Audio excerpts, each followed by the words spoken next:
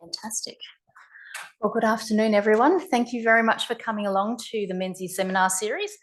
For those who don't know me, my name is Gabby McCallum, and I'm one of the program leaders in the Child and Maternal Health Division.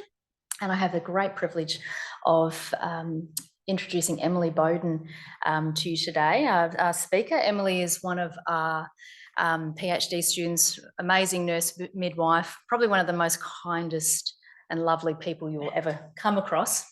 Has a wealth of experience in maternal and child health and in Australia and also internationally. And Emily's PhD is what she's going to be sharing part of that today, and her heart for really looking at women and children and their outcomes, and looking at respectful maternity care and the association in the long term with children, and how that impacts on kids' outcomes and that. So be kind with your questions, and over to you. Thank you, Gabby.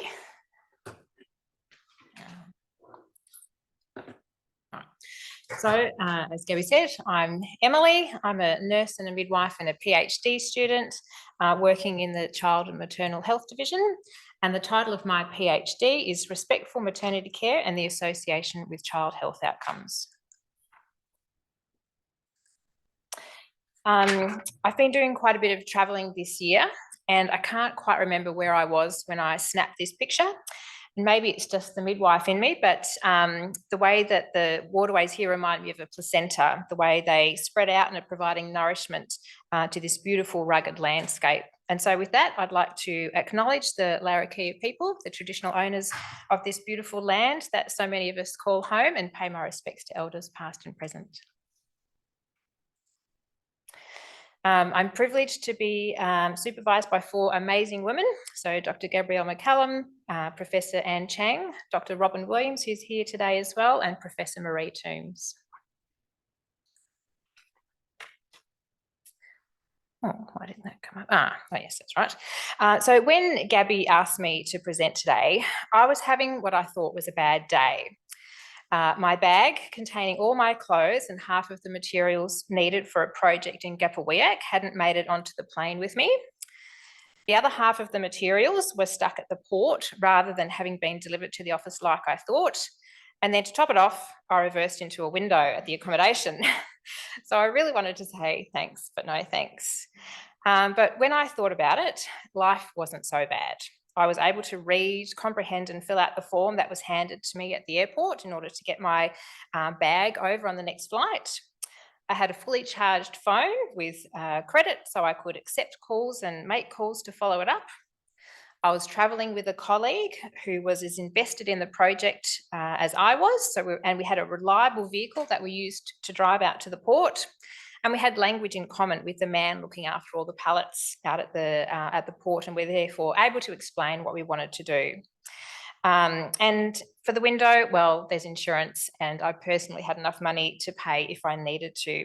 So not really such a bad day after all. So I put my big girl pants on and I said, yes, I would present my research today, because my story isn't the one that's important, but rather it's another story that needs to be told.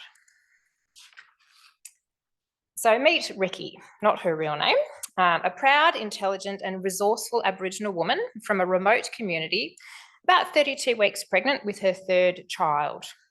During a checkup, the midwife finds that the baby is a bit smaller than expected, and so sends Ricky to the regional town, an hour's flight away, for an ultrasound. After reviewing the results, the doctor there cancels her flight home, organises for her to have a bed in the regional hospital overnight, and arranges transport to see an obstetrician another hour's flight away tomorrow.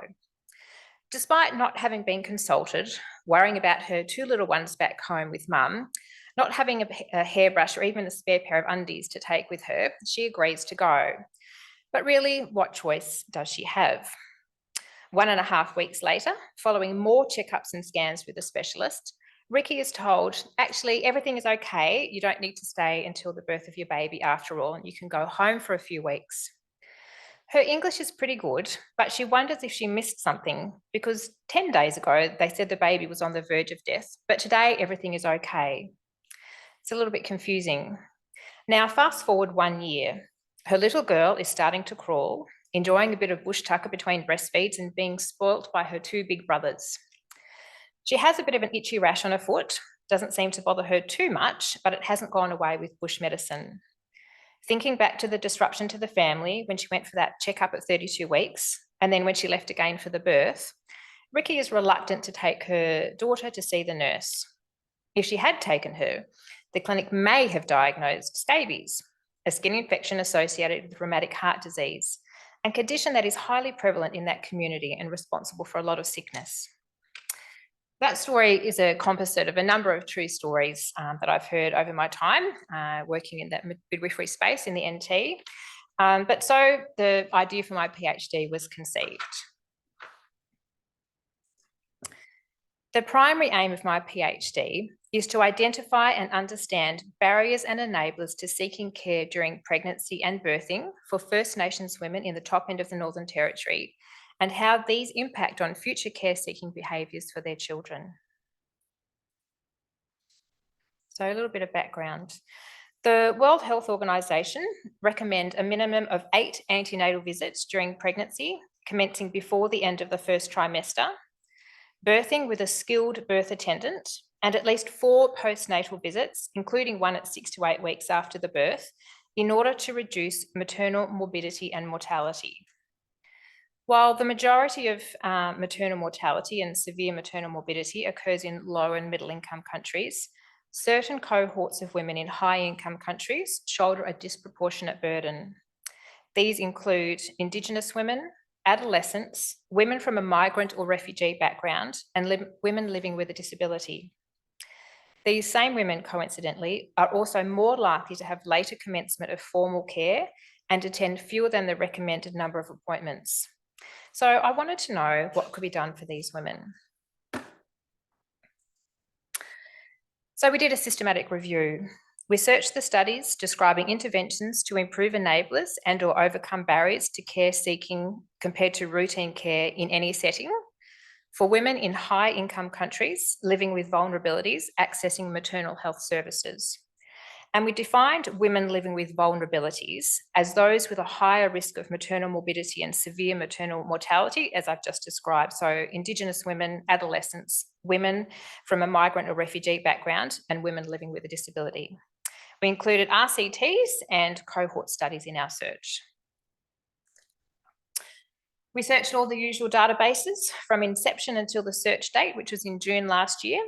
From an initial 3,625 titles retrieved, we found 5 studies that met our inclusion criteria and were included in our systematic review and meta-analysis. Before we go too much further, let me just explain what I mean by standard or routine care. So this is totally just generalising, but it tends to be care that is provided by midwives or doctors rostered on that shift rather than a specific person that you see again. Appointments are relatively short compared to other models, with maybe less flexibility in terms of location, date and time. Education tends to be determined by a checklist of requirements rather than tailored to the individual woman. And when it comes to intrapartum care, so care in labour, the care provider most likely changes at change of shift, and it is often referred to as fragmented care. Of the 9 studies included, 7 were randomised controlled trials from the United States of America, and 2 were cohort studies from Australia. The interventions included group antenatal care. So this is where women around the same gestation have antenatal appointments as a group, usually with the same couple of midwives, providing plenty of time for education and development of support networks. Midwifery-led continuity of care with wraparound services, where, as the name suggests, women's care was provided by the same midwife or small group of midwives from beginning to end. One was a gift incentive to attend the 6 to 8 week postnatal check, where women received a baby carrier if they turned up for their postnatal appointment. A pregnancy partner is another one, and this is where women who are bilingual in English and Spanish attended appointments with the pregnant woman and followed them up if they missed an appointment and provided one-on-one education and support throughout the pregnancy. Culturally tailored continuity of care, which is similar to the midwifery-led continuity of care, but tailored to women from a specific culture. and home visiting doula services, where young mums received home visits antenatally and for up to 12 months postnatally. The populations in these studies were limited to Indigenous women, and that was both of the cohort studies from Australia, and all the RCTs from America were with adolescents and migrant women. The primary outcome we were looking for was utilisation of maternal health services up to 6 weeks postpartum. So this includes antenatal appointments, antenatal or childbirth preparation classes, intrapartum or labour care, and postpartum care. And our secondary outcomes were maternal mortality, severe maternal morbidity, neonatal mortality, birth outcomes looking at for low birth weight or preterm birth, neonatal morbidity, so looking for an APGAR score of less than 7 at 5 minutes, treatment with antibiotics or admission to the neonatal intensive care unit, and infant respiratory events. Some of our outcomes weren't reported on at all. So within our primary outcomes, there was no reporting on intrapartum care utilisation. And from our secondary outcomes, no one reported on maternal mortality, severe maternal morbidity, neonatal treatment with antibiotics, or infant respiratory events. From our meta-analysis, we found interventions led to an increase in attendance at antenatal classes and the 6 to 8 week postnatal visit. While on the surface, these may seem like insignificant or less important events, they aren't. They are really important times where women and families can receive education, preparing them for the addition of a new little person into their lives, an opportunity to meet others at the same stage of pregnancy as them and form informal support networks. And postnatally, it's a chance to debrief about the birth and make plans for pregnancy spacing, which is particularly important for the young mums because babies born to adolescent mothers are more likely to be preterm or have low birth weight, and adolescent mothers are at greater risk of maternal death. 3 studies reported on antenatal clinic attendance, so that's those regular visits. They were reported differently, so we weren't able to do a meta-analysis, but each of them reported a significant increase in utilisation. The other interesting findings were these interventions led to a reduction in low birth weight babies, a reduction in preterm births, and fewer babies requiring admission to the neonatal intensive care unit. As you all know, babies born preterm or low birth weight are at increased risk of a myriad of health problems, both in childhood and as adults. And admission to the NICU can disrupt bonding and may inhibit the initiation and duration of breastfeeding. So these are really important findings. So this systematic review and meta-analysis demonstrates that known interventions exist already that can improve outcomes for mothers and babies. And in fact, interventions such as continuity of care are considered the gold standard for care. And you can read about this in more detail in my first publication. So then I wanted to find out what are the barriers and enablers to seeking care here in the top end. And what I've learnt from many of you is the best way to know is to simply ask the women. So the second part of my PhD was a qualitative piece. I yarned with 10 Australian First Nations women from the broader Darwin region who had birthed at RDH within the past 12 months. The aim was to identify barriers and enablers to care seeking in pregnancy through yarning about their experiences. I had some trigger questions, but once opening the conversation with the phrase something like, tell me about what happened when you found out you were having a baby and how you decided where to go for care, and getting to know each other a little bit, it just seemed to flow. I want to acknowledge that there is some contention over whether it is appropriate for a non-First Nations researcher to say that what they're doing is yarning.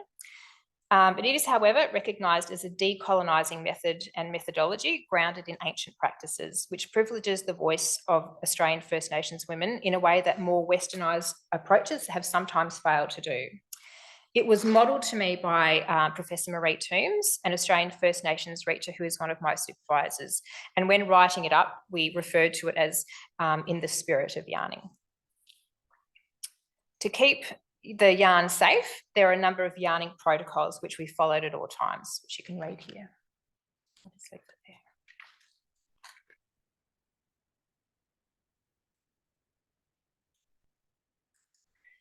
The first theme that emerged from our study was continuity.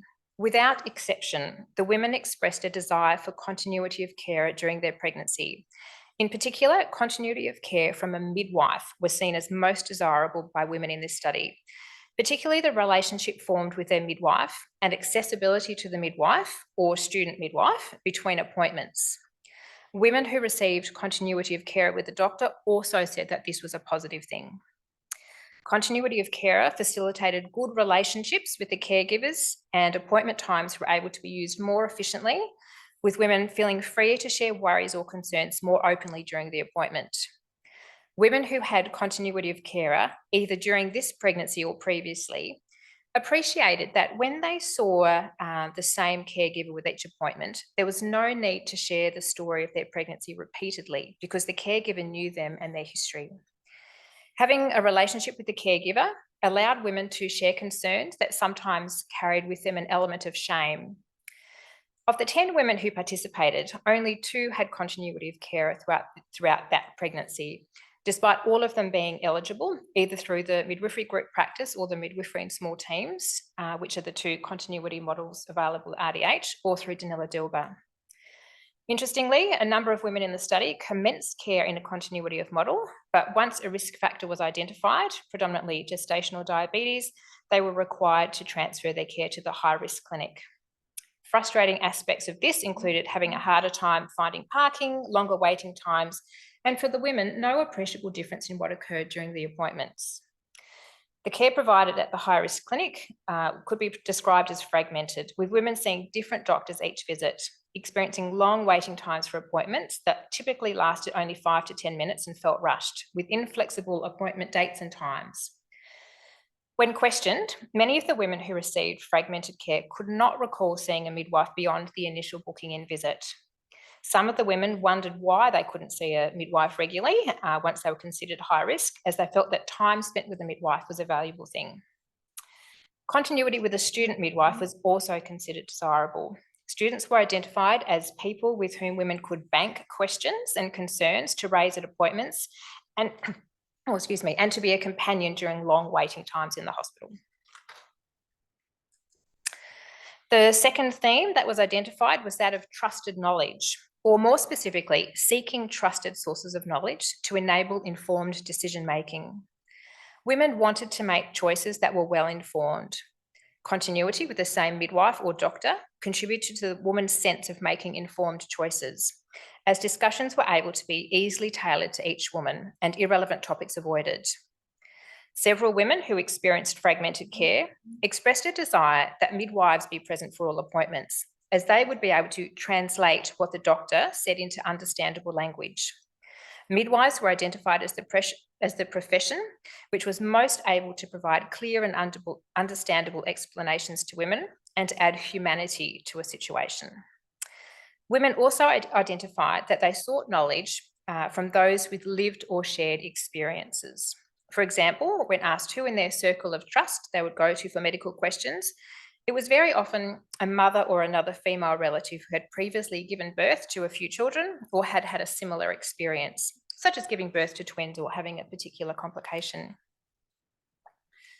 Other sources of knowledge, as identified by the women, were social media, for example, a diabetes in pregnancy Facebook group, and other forums where women with similar complications shared their experiences.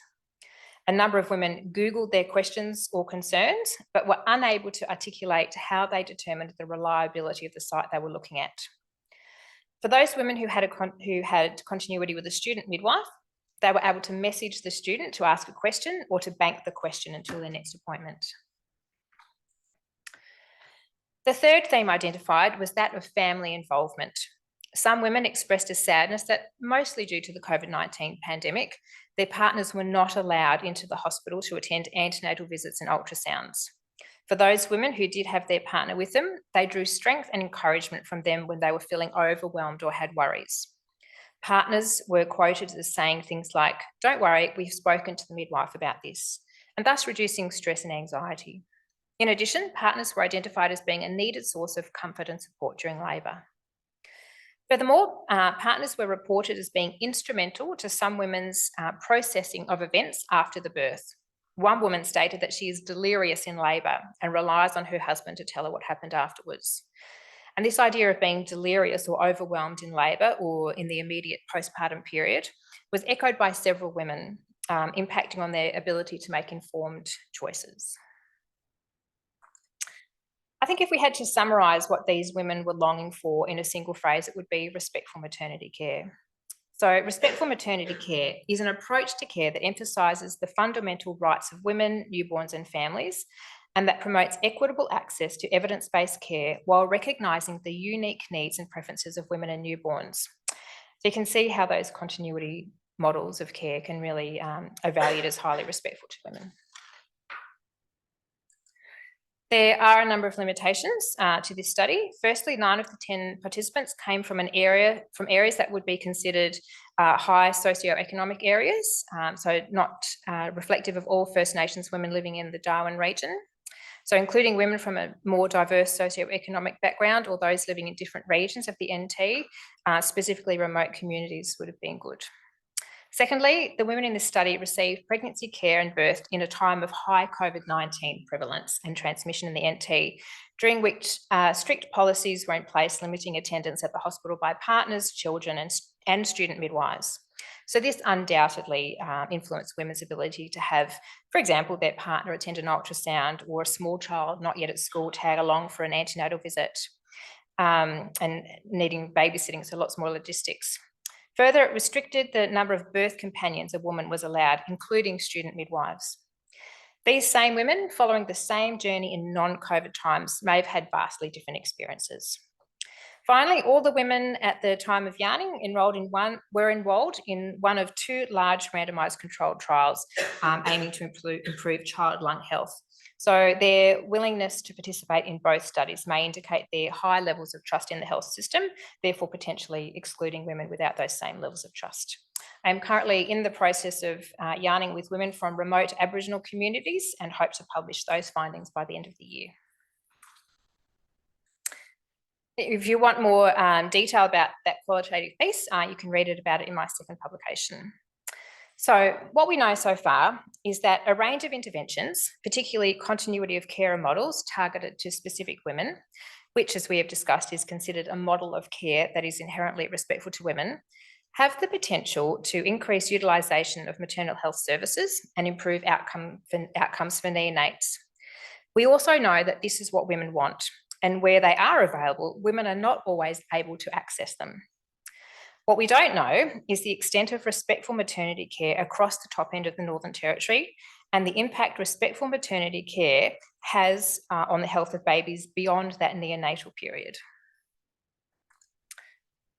The next part of my PhD that I'm focusing on this year, which I hope will go some ways to answering that question, is a survey which attempts to measure respectful maternity care.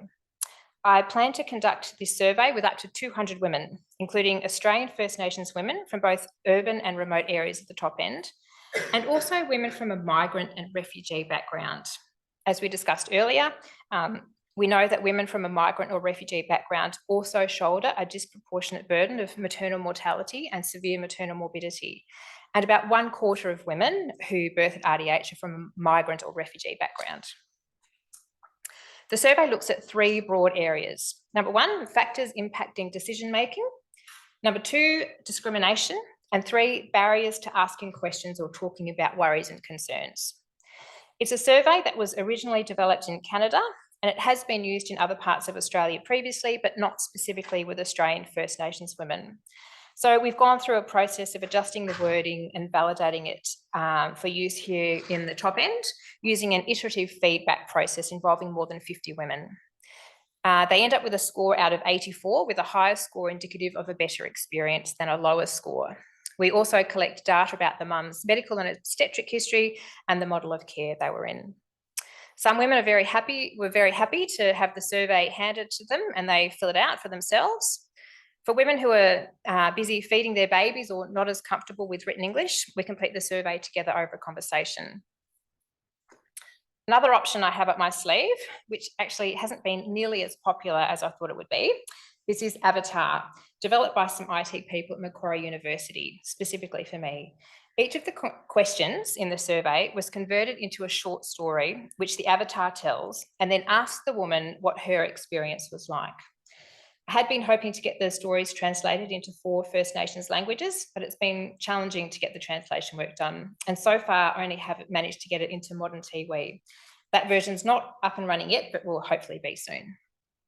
By the end of this year, I will have finished all the surveys, and next year I'll be looking at the child health outcomes of the babies at 12 months to see if there is an association between the level of respectful maternity care women are experiencing and the health of their babies at 12 months.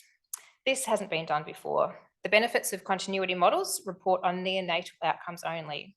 And I was only able to find one study that looked at outcomes beyond that.